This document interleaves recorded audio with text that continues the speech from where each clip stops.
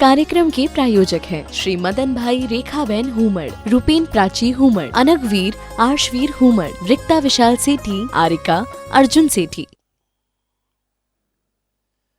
अभी आपका दिन बड़ा होता है या रात?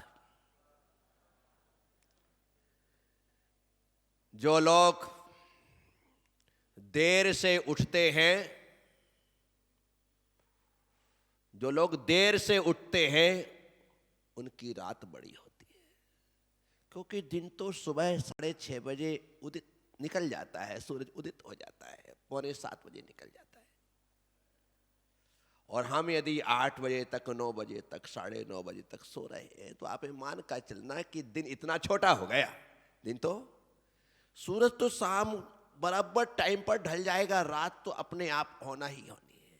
लेकिन हमने अपने प्रातः काल के शुद्ध और शुभ समय को सोने में बर्बाद कर दिया। कितने लोग हैं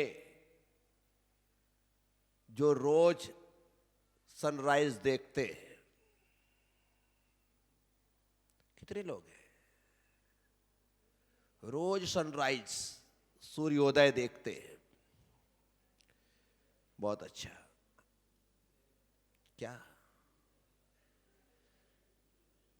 जो देखते हैं सूर्योदय, उनका होता है भाग्योदय। सूर्य के उदित होने के बाद तक सोने की परमिशन नहीं है। सूर्योदय के पहले जागने का विधान है शास्त्रों में। वैसे तो आचार्य पद्मनंदी स्वामी कहते हैं, ब्रह्म मुहूर्त उत्थाय ध्यायेत पंच नमस्कारम। ब्रह्म मुहूर्त में उठ करके पंच परमेष्ठी का ध्यान करना चाहिए। ब्रह्म मुहूर्त में अर्थात 3 बजे के बाद उठ जाओ, 4 बजे उठ जाओ, 4:30 बजे उठ जाओ, 5 बजे उठ जाओ और उठ करके उस ब्रह्म मुहूर्त में भगवान के नाम का स्मरण करो, पंच परमेष्ठी का ध्यान करो। सुबह उठ करके पहले के लोग सामायिक करते थे। मनोज, क्या करते थे? सामायिक करते थे। नरेश जी, सामायिक करते थे पहले के लोग सुबह उठ करके 48 मिनट की। फिर धीरे से सामायिक आउट ऑफ डेट हो गई। लोगों ने सामायिक छोड़ करके फिर माला ले ली कि एक माला तो फेरेंगे, और एक माला फेरने लगे लोग। फिर धीरे से सुबह की एक माला भी आउट ऑफ डेट हो गई। फिर सुबह उठ करके 9 बार जपने लगे लोग, और 9 बार जपते जपते एक दिन वो 9 बार का नमोकार भी आउट ऑफ डेट हो गया। अब आदमी तो सीधे उठता है, हाँ हेलो बोल, क्या है, चल ठीक है मिलते हैं। सीधे हेलो से प्रारंभ। आचार्य कहते हैं सुबह उठ करके आपने सबसे पहले कौन सा शब्द बोला है, आप उस शब्द को लिख लीजिएगा। लिख लीजिए आज हमारे मुख से कौन सा शब्द निकला। वो जो शब्द निकला है उसके अनुसार ही पूरा दिन व्यतीत होगा। पहला अक्षर दिन भर का भविष्य बताता है। दिन भर का भविष्य बताता है कि आपके मुख से हेलो, हाँ आपने बोल दिया, अब चलो, अब आप दिन भर हेलो। हा अक्षर को आचार्यों ने दुखवाचक कहा है। क्या बात कहा है? दुखवाचक कहा है कि यदि दिन की शुरुआत हा से प्रारंभ हुई है तो आपका पूरा दिन दुखमय व्यतीत होगा, परेशानियों से घिरा होगा। और आपने सुबह उठ करके अ अक्षर का उच्चारण किया है तो आज का दिन आपका मंगलमय होगा, ऐसा आचार्यों ने कहा है। अरिहंत बोलो, ओम की ध्वनि बोलो। ओम बोलने से आ ई म, ओम इस शब्द का उच्चारण हो जाता है, क्योंकि इसमें यही मिले हुए हैं। तो ओम बोल दो ओम नमः। अब जो बात करना है करिए। तो ये आचार्यों ने सब कुछ बताया है, तो मैं आप सबसे कहता हूं, सुबह जल्दी उठने की आदत डालो। और ये तभी संभव हो सकता है जब जल्दी सोने की आदत डले। अभी गुड नाइट ही 1 बजे होती है। कितने बजे होती है? 1 बजे गुड नाइट हो, 2 बजे गुड नाइट हो, तो गुड मॉर्निंग कोई 6 बजे हो सकती है क्या? यदि 10 बजे 11 बजे गुड नाइट हो जाए तो इत्मीनान से सुबह 5 और 6 बजे गुड मॉर्निंग हो जाएगी। 6 घंटे बहुत होते हैं सोने के लिए। कितने घंटे? 6 घंटे बहुत होते हैं। सर्दी के दिन में 1 घंटा एक्स्ट्रा मिल जाता है। सर्दी के दिन में 1 घंटा एक्स्ट्रा मिल जाता है। 6 घंटे बहुत है, इससे ज्यादा शरीर को आराम नहीं चाहिए। नेपोलियन बोनापार्ट पूरी जिंदगी सिर्फ 3.5 घंटे प्रतिदिन सोया। कितना? हर दिन 3.5 घंटे की ही नींद लेता था, बाकी समय काम करता। हमारे देश के प्रधानमंत्री मोदी जी पर डे 3.5-4 घंटे ही विश्राम करते, लगातार वह अपने काम में लगे रहते।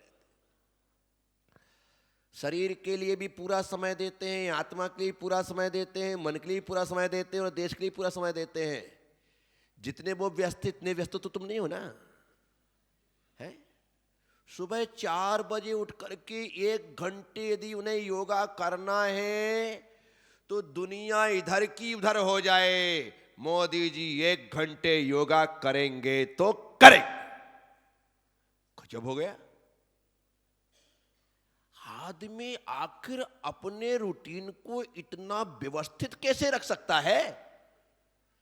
सिर्फ ये हमारे कंट्रोल में हो और इसके कंट्रोल में ये हो, ये आत्मा के कंट्रोल में ये हो और इसके कंट्रोल में ये हो, तो आप 2 बजे सो करके 4 बजे उठ सकते हो। 2 बजे सो करके, अन्यथा 9 बजे सो करके तुम 9 बजे तक ना उठो, क्योंकि तुम्हारे कंट्रोल में सुबह उठना, योगा करना। वहां प्रधानमंत्री आवास में जितने छोटे जानवर हैं, पशुगण हैं, गाय हैं, जितने भी हैं, सबके साथ समय बिताना, उनको प्यार से उनके माथे पर हाथ फेरना, उन्हें घास खिलाना, उन्हें पानी पिलाना, ये देश का प्रधानमंत्री रोज करता है। कमाल है भाई।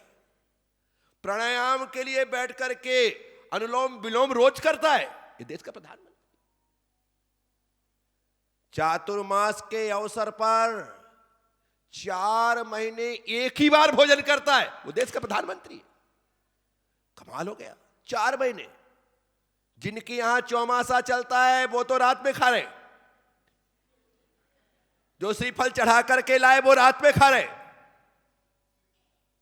और देश का प्रधानमंत्री अपने मुख से कहता है कि 4 महीने में तो जैन धर्म का पालन करते हुए एक आसन में व्यतीत करता हूं, एक टाइम ही भोजन ग्रहण करता हूं। मोदी ने स्वयं अपने स्पीच में बोला।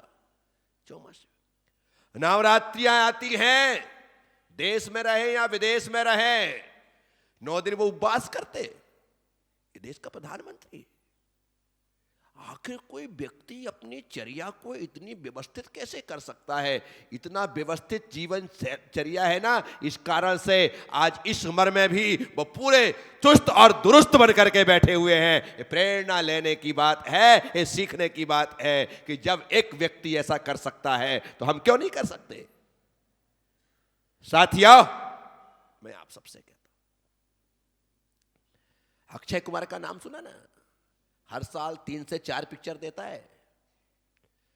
रात को 10 बजे सोता है तो सोता है, सुबह 5 बजे यदि उठ करके अपने शूटिंग के लिए जाना है तो जाना है। कमाल का है आदमी। 5 बजे तो वो पहुंच जाता है सेट पर, 10 बजे सो जाता है। नियम का पक्का है, कोई कुछ भी कहे वो मानने वाला नहीं। देश के प्रधानमंत्री थे मोरारजी भाई देसाई। अमेरिका में जब मीटिंग में वो पहुंचे और वहां पर मीटिंग चल रही थी, जैसे ही घड़ी देखी शाम के 5 बज चुके, मीटिंग से उठे और जाने लगे। अमेरिका के प्रेसिडेंट ने पूछा कि कहां जा रहे हैं? बोले भोजन करने। क्या कहा? भोजन करने। भोजन करने? अरे मीटिंग चल रही है, आपको भोजन महत्वपूर्ण लग रहा है? बोले नहीं, मेरे लिए भोजन महत्वपूर्ण नहीं है, मेरे लिए धर्म महत्वपूर्ण है। मेरे रात्रि भोजन का त्याग है, इसलिए मैं रात्रि होने से पहले भोजन ग्रहण करता हूं। भोजन के लिए नहीं जा रहा हूं, मैं अपने धर्म को बचाने के लिए जा रहा हूं और उस धर्म के लिए पहुंच रहा हूं। विचार करो, देश का प्रधानमंत्री, देश का प्रधानमंत्री मोरारजी भाई देसाई मेरे भक्त थे। मध्य प्रदेश के उच्च शिक्षा मंत्री लक्ष्मण सिंह गौड़ लगातार मेरे पास आना जाना उनका लगा रहता था। कार एक्सीडेंट में उनकी डेथ हो गई। गौड़ थे जाति से, लेकिन रात्रि भोजन त्याग ले रखा था। रात्रि भोजन त्याग ले रखा। कुछ भी हो जाए, रात में वो भोजन ग्रहण नहीं करते थे तो नहीं करते थे और उस नियम का पालन किया। मैंने अभियान चलाया था एक टाइम पर कि आप अपने मिलने जुलने वाले लोगों को शाकाहारी बनाएं। तो मैं नियम देता था, जैसे मैं अभी वृक्ष का नियम देता हूं ना कि आप 1000 पेड़ लगाएं, मैं उस समय नियम देता था कि आप अपने लाइफ में ज्यादा से ज्यादा लोगों को शाकाहारी बनाएं, कम से कम एक व्यक्ति को शाकाहारी बनाएं। तो लक्ष्मण सिंह गौड़ ने मुझसे नियम लिया था फार्म भर करके कि गुरुदेव मैं नियम लेता हूं कि मैं 100 लोगों को शाकाहारी बनाऊंगा अपनी जिंदगी में। 100 लोगों को शाकाहारी, बहुत बड़ा काम हो गया। जो व्यक्ति रात्रि भोजन का त्यागी हो, जो स्वयं मांस का ना खाता हो, सेवन ना करता हो, मदिरा का पान ना करता हो, वो व्यक्ति 100 लोगों को, महाराज से मेरे पास इतने लोग आते जाते हैं, मैं प्रेरणा दूंगा, बनाऊंगा। 3 महीने बाद मेरे पास फिर आया, वहीं इंदौर में। इंदौर का ये विधानसभा क्रमांक 4 से चुनाव लड़ते रहे। अभी आजकल उनकी पत्नी मालिनी गौड़ वहां से लगातार जीतती है। तो 3 महीने बाद आए। मैंने कहा लक्ष्मण सिंह जी नियम का क्या हुआ? बोले गुरुदेव 100 लोगों का नियम आपसे लिया था कि शाकाहारी बनाऊंगा, वो संख्या तो कब की पूरी हो गई, मैंने उससे ज्यादा लोगों को शाकाहारी बना दिया। उससे ज्यादा लोगों को शाकाहारी 3 महीने में जिंदगी का नियम लिया था, 3 महीने में लोगों को शाकाहारी बना दिया। मैं आप सबसे कहता हूं, आखिर ऐसे व्यक्ति का कोई उदाहरण मैं दे रहा हूं तो कोई विशेष बात ही होगी ना। मैं लोगों से कहता हूं, आप लोगों के उदाहरण ना सुने, आप अपना जीवन ऐसा बनाएं कि आपके उदाहरण दिए जाएं। तो आपने जिंदगी को जिया है यह मान करके चलिए। मेरे उदाहरण दिए जाएं, मेरा नाम लिया जाए प्रवचन के माध्यम से, तो समझना तुमने जिंदगी को जीना सीख लिया है। तो साथियों, आचार्य भगवान कुंद स्वामी कह रहे हैं कि शरीर को दंड देने से काम नहीं चलेगा। क्रोध आदि कसायों को दंड दो, क्योंकि दंड हो करके हमारे जीवन को विषाक्त बना देते हैं, तो उन्हें दंड देना है। सांप की बामी को पीटने से, मारने से सांप नहीं मरते हैं, और शरीर को दंड देने से कसाय खत्म नहीं होती है, और कसायों के खत्म हुए बिना मोक्ष की प्राप्ति नहीं होती है। तो मैं आप सबसे इतना ही कह रहा हूं कि आपके भीतर योग्यता है, आप जो चाहे वो कर सकते हैं, लेकिन हमने अपनी शक्ति का कभी भी भान नहीं किया। हम अपनी शक्ति को जान नहीं सके, पहचान नहीं सके। यही वजह है कि हमारा संसार में अनवरत रूप से परिभ्रमण चल रहा है। तो साथियों, जिसे दंड दिया जाना चाहिए उसे दंड दीजिए। शरीर को दंड देने से कोई लाभ, कोई फायदा नहीं है। आप सब लोगों ने सुना है। उम्मीद रखूंगा कि क्रोध पर क्रोध करना सीखेंगे, क्रोध पर क्रोध करना सीखेंगे, कसाईयों पर क्रोध करना सीखेंगे, ताकि वो आपके क्रोध से क्रोध जल करके राख हो जाए और आपका जीवन आनंद का पर्याय बन जाए। धर्म का मार्ग आम आदमी को कैसे बताएं जो पाप कार्यों को छोड़ करके धर्म में लगे। अर्थात हे गुरुदेव, धर्म का सरलीकरण कर दीजिए ताकि सरलता से हम किसी को समझाएं और वो हमारी बात समझ करके धर्म करने लग जाए।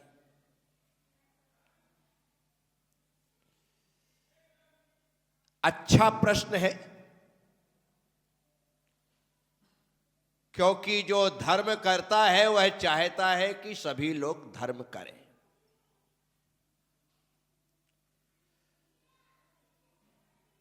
जो अच्छे काम करता है वह चाहता है कि सभी लोग अच्छे काम करें। जब तक वह धर्म नहीं करता था तब तक वह ऐसा नहीं चाहता था। जिस दिन से तुमने मंदिर आने का नियम लिया, तुमने सबको मंदिर आने की प्रेरणा देना प्रारंभ कर दी कि कम से कम मंदिर तो आया कर। गजब करता है तू भी। अरे इतना तो समय निकालो भाई, मंदिर आओ। 2 साल पहले वो भी नहीं आता था और उससे लोग ऐसा ही कहते थे, कम से कम मंदिर तो आया कर। आज उसने नियम ले लिया, अब वो सबको नियम देता है। अभिषेक करने वाला कहता है क्या तुम रोज मंदिर आकर के चले जाते हो? अरे देख, धोती दुपट्टा पहन कर आ जाओ, धोती दुपट्टा पहन लो, एक कलश जल डाल दो, क्या बिगड़ जाएगा? अभिषेक करने वाला लोगों को अभिषेक करने की प्रेरणा देता है और उनसे कहता है कि अभिषेक किया करो। जो पूजा करता है क्या खाली अभिषेक करके चले जाते हो? अरे एक पूजा में 5 मिनट लगते हैं, 5 मिनट रुक करके पूजा किया करो। पूजा करने वाला पूजा का ज्ञान देता है, प्रेरणा देता है। जो पूजा करने लग जाता है और पूजा कर क्यों निकल जाता है? भाई तुमको भी बड़ी जल्दी पड़ती है, पूजा के बाद कम से कम एक माला तो फेर लिया कर। क्योंकि वो माला फेरता है तो उसमें माला की प्रेरणा भी देने लगा। इस कार्यक्रम के प्रायोजक हैं श्री मदन भाई रेखाबेन हुमड़, रूपेन प्राची हुमड़, अनगवीर आर्शवीर हुमड़, रिक्ता विशाल सेठी, आरिका अर्जुन सेठी।